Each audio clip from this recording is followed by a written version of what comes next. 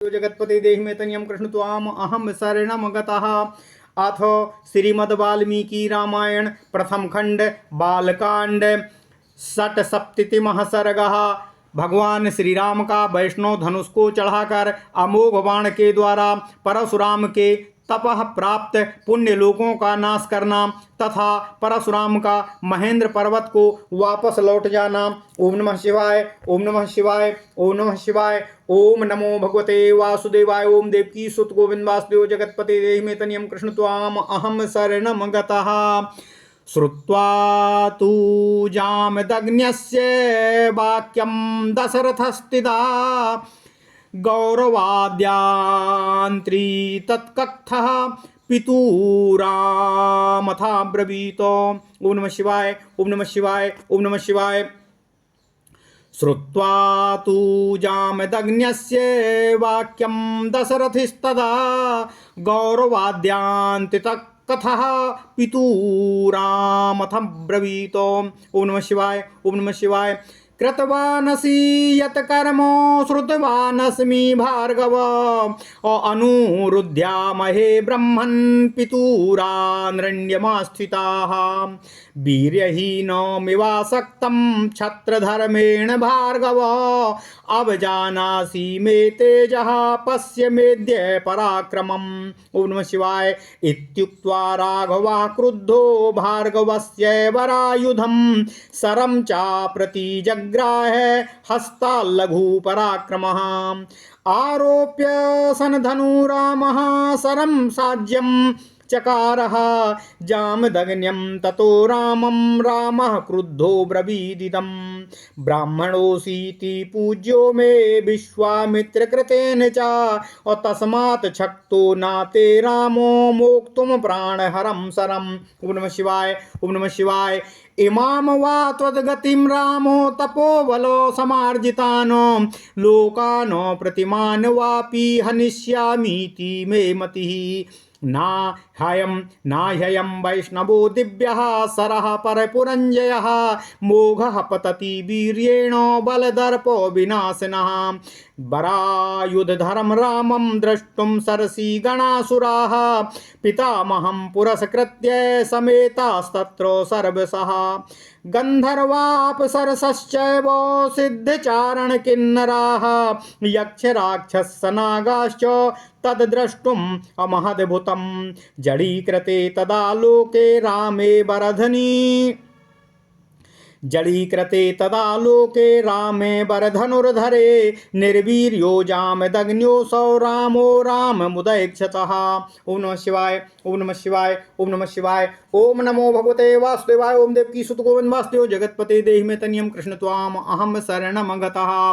तेजोभिर्गत वीर्यत्वा जामदग्न्यो जडीकृतः रामं कमलपत्राक्षं मंदम मंदमुवाचः काश्यपाय मया दत्ता यदा पूर्वं वसुंधरा विषये मेनावस्तव्यामिति मां कश्यपो ब्रवीत सोऽहं गुरुवचः कुर्वन् पृथिव्यां नावसे निशामो तदा प्रभृति काकुत्स्थः कृता मे कश्यपस्यः तामिमां मद्गतिं वीरो हन्तुं नार्हसि राघव मनोजवं गमिष्यामि महेन्द्रं पर्वतोत्तमं लोकास्त्वा प्रतिमा रामो निर्जितास्तपसा मया जहिताक्षर मुख्येन मा भूतकालस्य पर्ययः अक्षयं मधुहन्तारं जानामि त्वां सुरेश्वरं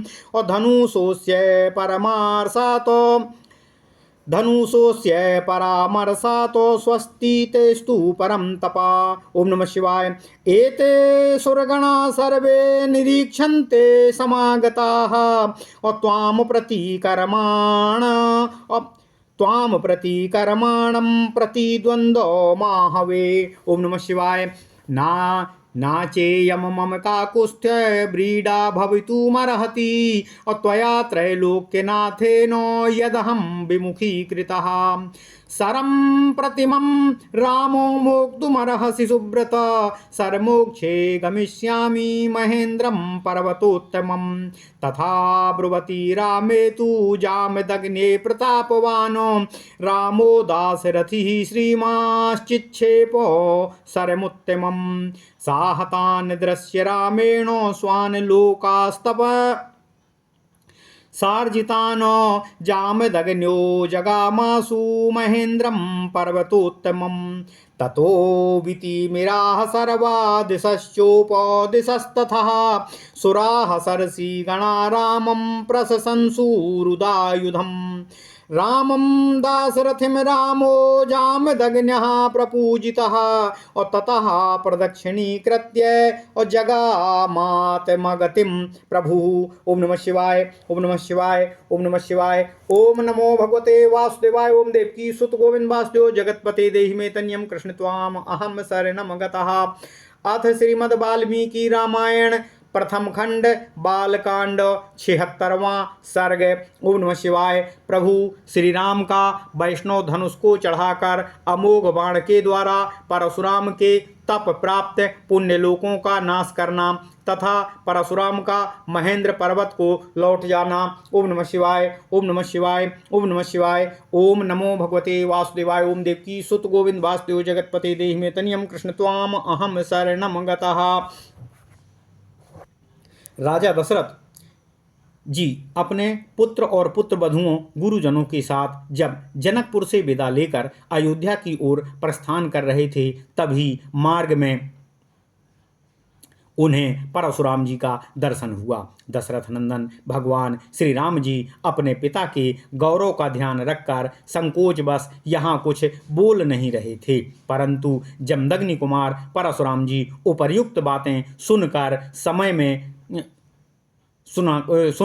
उस समय भी मौन ना रह सके और भगवान श्री राम ने परशुराम जी से कहा, हे भृगुनंदन, हे ब्राह्मण, आपने पिता के ऋण से उऋण होने की, पिता के मारने वाले का वध करके बैर का बदला चुकाने की भावना को लेकर जो क्षत्रिय संहार रूपी कर्म किया है उसे मैंने सुना है और हम लोग उस कर्म का आपके अनुमोदन भी करते हैं, क्योंकि वीर पुरुष बैर का प्रतिशोध लेते ही हैं और उन्हें बैर का प्रतिशोध लेना भी चाहिए।